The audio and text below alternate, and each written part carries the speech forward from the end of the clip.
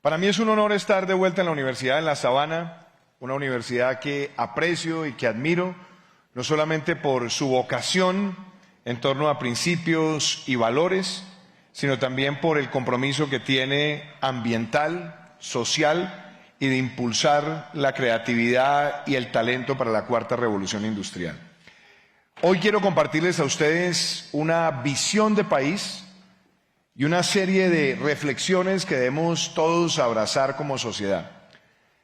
Esta presentación se llama El Camino a Cero y tiene que ver con el objetivo que como país debemos trazarnos, llegar a ser un país carbono neutral, pero hacerlo, como esta misma gráfica lo representa, cumpliendo con los objetivos de desarrollo sostenible de cara al año 2030. Y empiezo por lo siguiente. Lo que estamos viviendo hoy en el mundo no es sencillamente un cambio climático. Hoy estamos ante una verdadera crisis climática. Una crisis que la está detonando, que el planeta está produciendo alrededor de 51.000 millones de toneladas de gases de efecto invernadero por año. Y esa sola situación que se viene acumulando desde hace varias décadas, hoy está generando con mayor frecuencia desastres naturales, sequías, está derritiendo capas glaciales en el mundo, está afectando fuentes de agua y está detonando también el aumento de enfermedades transmisibles por esos aumentos de temperaturas. No tenemos una alternativa distinta a enfrentar esta crisis con toda la capacidad tecnológica, la capacidad del humanismo, el compromiso de los gobiernos, el compromiso de las empresas y el compromiso de los individuos. Porque no hay un planeta B.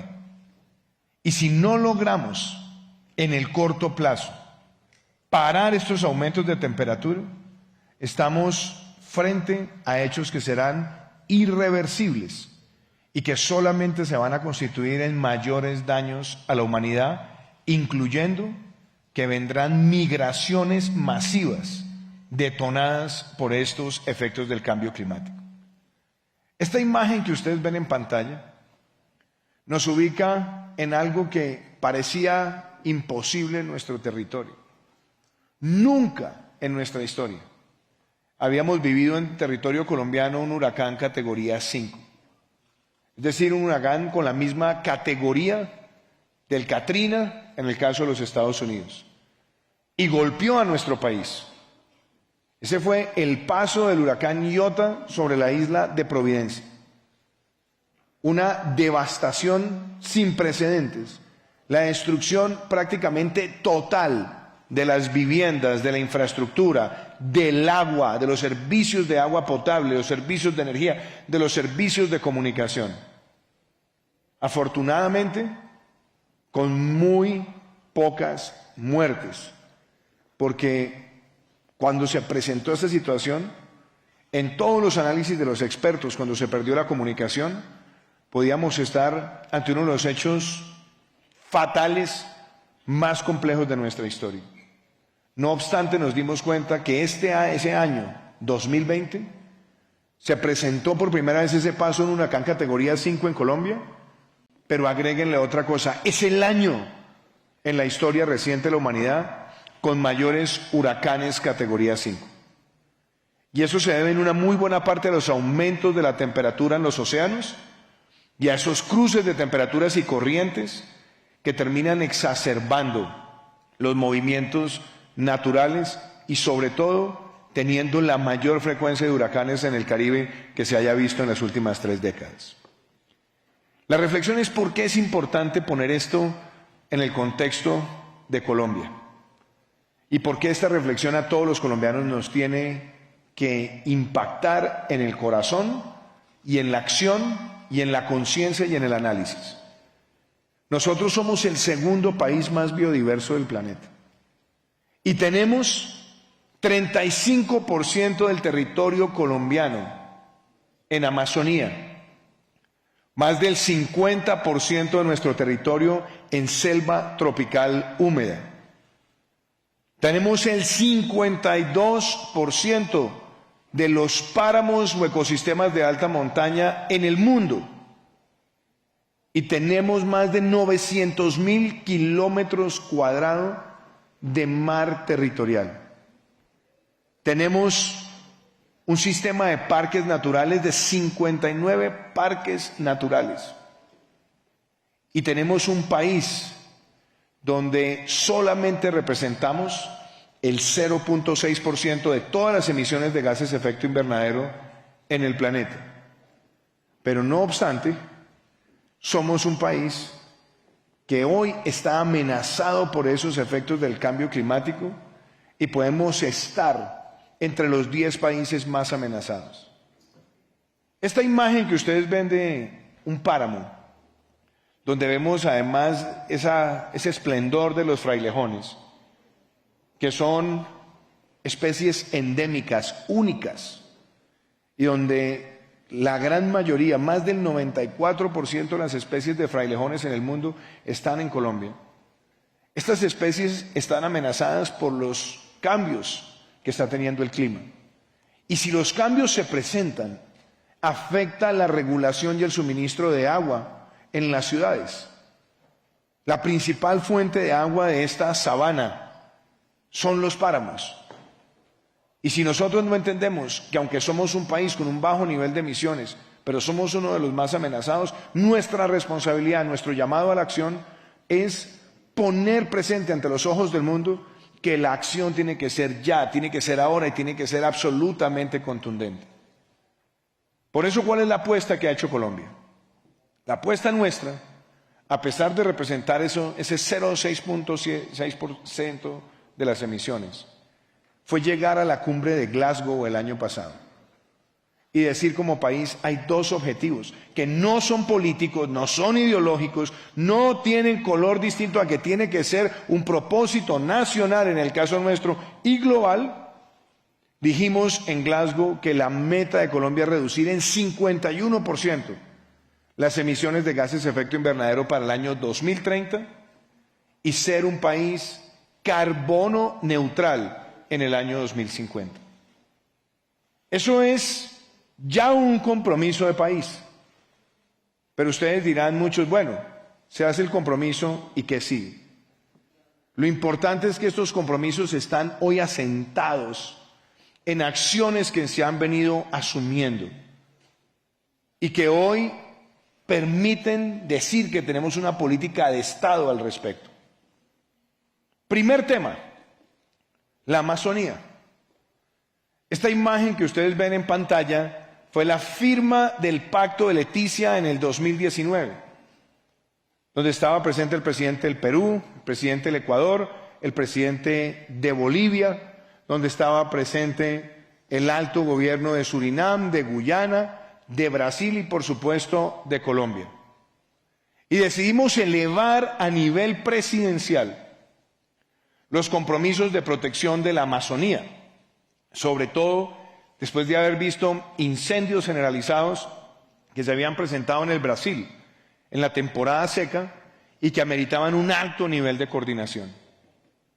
Allí, a pesar de que teníamos ya el Tratado de Cooperación Amazónica conocido como OTCA, renovamos el compromiso de los jefes de Estado para decir cuál debe ser el alcance de nuestras acciones para luchar contra la deforestación, cómo sacamos adelante nuevos marcos legales para enfrentar los crímenes ambientales, cómo incorporamos a las comunidades indígenas y ancestrales en la protección de las especies y cómo podemos cambiar los incentivos del uso de maderables al uso de frutos amazónicos de manera sostenible.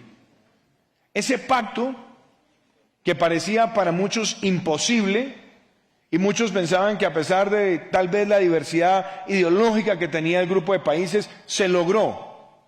Y desde el 2019 ha tenido un monitoreo constante y nos ha permitido articular políticas públicas.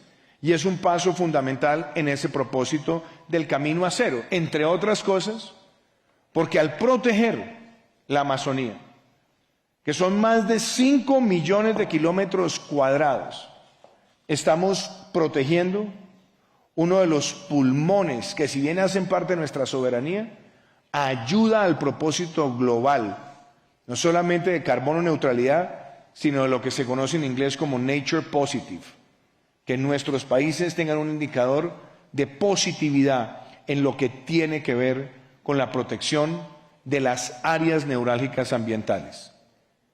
Pero fuera de esto, decidimos que la concepción fuera integral.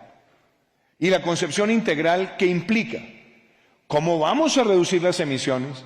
¿Cómo vamos a avanzar en la transición energética? ¿Cómo vamos a avanzar en la movilidad limpia? ¿Cómo vamos a tener prácticas sostenibles en temas tan controversiales como la ganadería? ¿Cómo vamos a tener agricultura baja en carbono? ¿Cómo vamos a permitir una mayor protección de los acuíferos? ¿Cómo vamos a proteger los arrecifes coralinos? ¿Cómo vamos a sembrar manglares? ¿Cómo vamos a enfrentar la erosión costera? Y esa visión integral es la que hoy, en el caso de Colombia, tiene unos elementos bastante interesantes. El primero, nuestro país tiene un muy buen sistema de áreas protegidas. Y nosotros decidimos ser firmantes de lo que se conoce como el compromiso de líderes globales por la preservación de la naturaleza. Y dentro de ese compromiso hay un indicador que está fijado para el año 2030. Y es que el 30% de nuestro territorio sea declarado área protegida. Es un propósito importante, a mi juicio muy lejano. Y por eso Colombia asumió el compromiso de que sea en este año 2022 cuando nosotros dejemos afincada esa protección del 30% de nuestro territorio. Que el 30% sea declarado área protegida este año. Y se está trabajando con la academia, con los expertos, para hacerlo en áreas protegidas marinas y en áreas protegidas continentales. Y quizás el primer paso lo pueden ver ustedes en pantalla. En Glasgow nos reunimos 4 jefes de Estado. El presidente del Ecuador, Guillermo Lasso, el presidente de Panamá, Nito Cortizo, el presidente de Costa Rica, Carlos Alvarado, y quien les habla.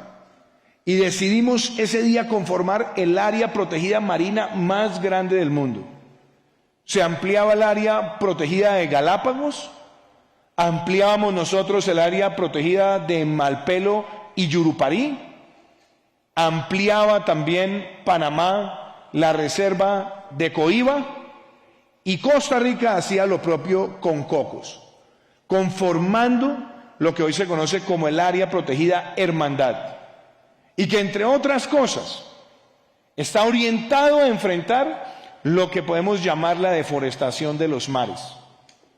Y ustedes se preguntarán, ¿eso qué es? ¿A qué se refiere el presidente cuando habla de esto? Cuando se destruye un bosque, cuando existe en este momento deforestación en un bosque para convertirlos en sabanas, sabemos el daño ecológico tremendo que esto produce. Pero muy poco se habla, por ejemplo, de las prácticas de la pesca de arrastre, que en el mundo todos los años están destruyendo los arrecifes coralinos, que por cierto son el lugar donde nacen, se reproducen y crecen cerca del 45% de las especies marinas del planeta.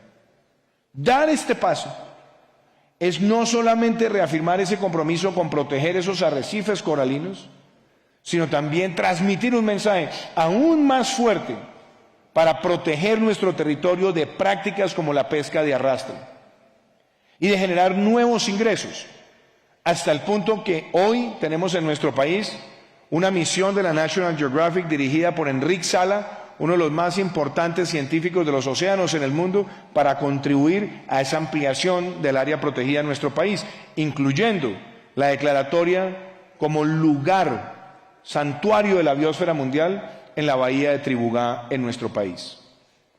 Y hay un compromiso adicional, la siembra de 180 millones de árboles. Hace 3 años estábamos en el Foro Económico Mundial en Davos con Klaus Schwab y con uno de los más importantes líderes de la tecnología de inteligencia artificial, Mark Benioff, el creador, fundador de Salesforce, y se lanzó una campaña que se conoce en inglés como One Trillion Trees Initiative, y Colombia fue el primer país en hacer un compromiso. Vamos a sembrar 180 millones de árboles para el año 2022. Hoy, mientras tenemos esta conversación, yo puedo decirles que hoy sembramos el árbol número 120 millones desde que se lanzó esta campaña. Tenemos además una aplicación que los invito a conocer y descargar, que está en la página del Ministerio de Ambiente, que se conoce como Respira Colombia, donde tenemos el monitoreo puntual de cómo van las siembras de árboles en todo el país, la que corresponde a las autoridades ambientales locales, a las corporaciones autónomas, más los aportes del sector privado, más las sembratones que estamos haciendo en distintos municipios. Y nuestra meta es que de hoy al 7 de agosto tengamos 60 millones de árboles más sembrados en nuestro país. Es una estrategia real en ejecución y que debe involucrar a muchos actores, entre ellos, y muy importante, al sector privado, pues hoy Colombia tiene el mayor compromiso de reforestación de empresas en todo este hemisferio. Pero también viene de la mano con otro concepto, la economía circular. Una política que lanzamos hace 2 años y medio y que tiene como lema producir conservando y conservar produciendo. Que las empresas sean mucho más responsables en la intensidad del uso de energía, mucho más responsables en la intensidad del uso del agua, que podamos tener mediciones de las empresas y podamos invitarlas a que asuman el compromiso de la carbono neutralidad. A la fecha, tenemos más de 4.000 empresas en Colombia que ya tienen políticas certificadas de economía circular. Y tenemos ya inclusive empresas dentro del sector de hidrocarburos como Cenit, la empresa de transporte, que hoy ya es una empresa carbono neutral. Pero en adición a eso, los marcos de política pública, los reportes socioambientales que se están construyendo en Colombia han merecido un gran reconocimiento de agencias internacionales como la OCDE y el Banco Mundial, que quieren profundizar esa agenda de economía circular. Y valida también otra decisión: cómo estamos integrando el concepto de la economía circular a distintos sectores. Hoy, por ejemplo, estamos viendo que Ecopetrol es la mayor reforestadora que tenemos en el país como empresa. Hoy, a su vez, es la empresa que más está autogenerando con energías renovables no convencionales y ha logrado incorporar en muchas de sus plantas de mayor producción de crudo, como San Francisco o San Fernando, que el esquema de manejo de agua permita mantener el ciclo hídrico de los acuíferos subterráneos. Son políticas que ya están ocurriendo en nuestro país. Y el reto más grande, el más doloroso, el dolor de cabeza, ha sido luchar contra la deforestación. Una deforestación que en los últimos años ha tenido múltiples causas. Entre ellas, la ganadería ilegal en unos lugares de Colombia. El uso ilegal, la producción ilegal de maderables. En otros casos también la siembra de cultivos ilícitos, donde pocas veces se pone presente el impacto ecocida que tiene esa siembra de coca, donde por cada hectárea que se siembra se están destruyendo 2 hectáreas de selva tropical húmeda, o donde, por ejemplo, no se suele hablar que para producir 1 kilo de cocaína se utilizan galones de gasolina, inmensas cantidades de cemento, y los dos altamente contaminantes. Cuando se mira bajo un análisis solamente de huella de carbono, estamos hablando de una de las drogas o alcaloides con la mayor huella de carbono negativa. En el caso particular de la extracción ilegal de minerales, ni hablar, vertimientos de mercurio y otra serie de químicos. Por eso, nuestro compromiso ha estado afincado en 3 objetivos. 1, fortalecer la legislación contra los delitos ambientales, lo cual se aprobó en el Congreso el año pasado. 2, haber puesto en marcha la campaña Artemisa para llevarle un enfoque de orden público a muchos de estos fenómenos que son ecocidas, pero también llevar incentivos para cambiar comportamientos en los territorios a través de los contratos de conservación natural y a través del pago por servicios ambientales, pagos asociados también con reforestar. ¿Qué podemos decir hasta hoy?